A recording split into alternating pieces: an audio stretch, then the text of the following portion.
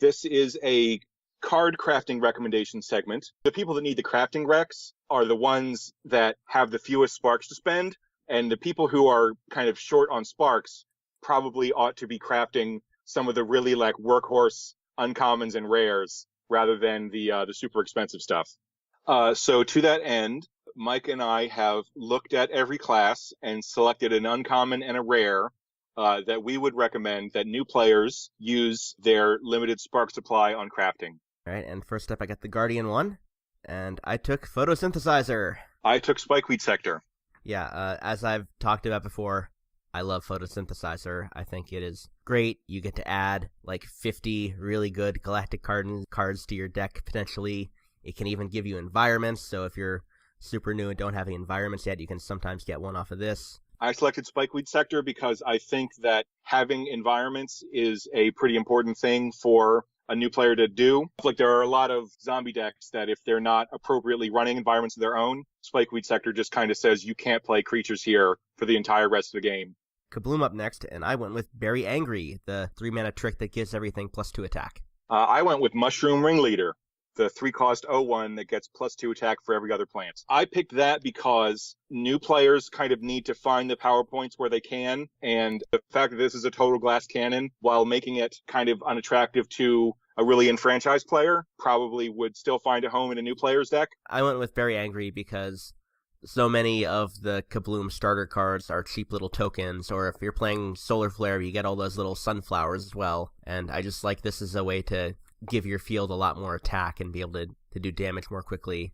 And like if you're playing Spadao, then I like this way better than say running a like the Spineapple package. Like if you're gonna run the walnuts and stuff, then run Berry Angry because then you can power up your Sting Beans as well. So for Mega Grow, my selection for the uncommon was Sweet Pea. Yep, ding. Yeah, the 2-cost 2/3 that says when you play it, move a zombie to this lane. This is an excellent board control card. Has a place even in decks that are packed with legendaries and great rates.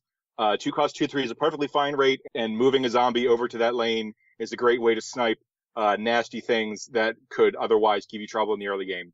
Yep, fantastic card all around. Handles problem things like Arm Wrestler and Toxic Waste Imp. Works well with Torchwood. You can give it 4 attack, so you can take out like a turn 3 Mascot Imp, which is really nice. My Smarty uncommon was Iceberg Lettuce. I had Grave Mistake.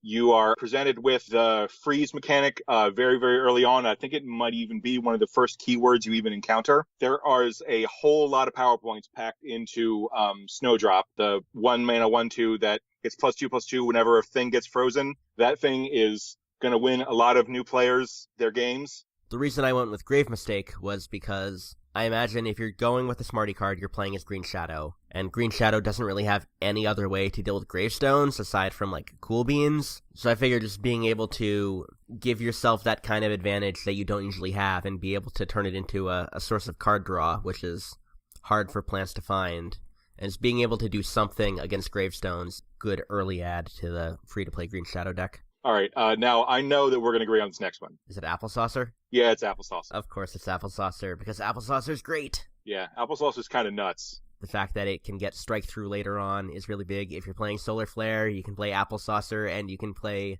Berry Angry to give this a 5 attack strike through. I'm not sure if we're going to agree on this or not. My Solar Rare is Cosmic Flower. No, I went with Elderberry.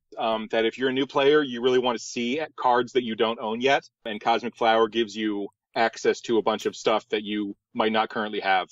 Do you know what else you want to see if you're a new player? 5 strike-through damage. I think seeing 5 strike-through damage is a tremendous thing to the new player experience, and will keep people sticking around for a while if they can turn their Walnut or their Sunflower into a 5 attack strike-through guy for only 4 mana. Going back up to Smarty, my rare crafting recommendation is the Chili Pepper, for pretty much every reason you said when you talked about Iceberg Lettuce. Okay, that's legit. Mine was the Admiral Navy Bean. Beans are also a tribe that you're presented with a lot of.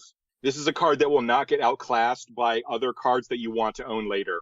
Berry Angry or Iceberg Lettuce are good for their position in your new player experience, but other stuff you get will surpass it. But Admiral Navy Bean is kind of the best at doing what it does. It has further build-around-me potential, and you're definitely not going to regret crafting it. You could probably guess what one I'm going to pick for this one. My pick for the Mega Grow Rare is Repeat Moss. Okay. I went with Plant Food.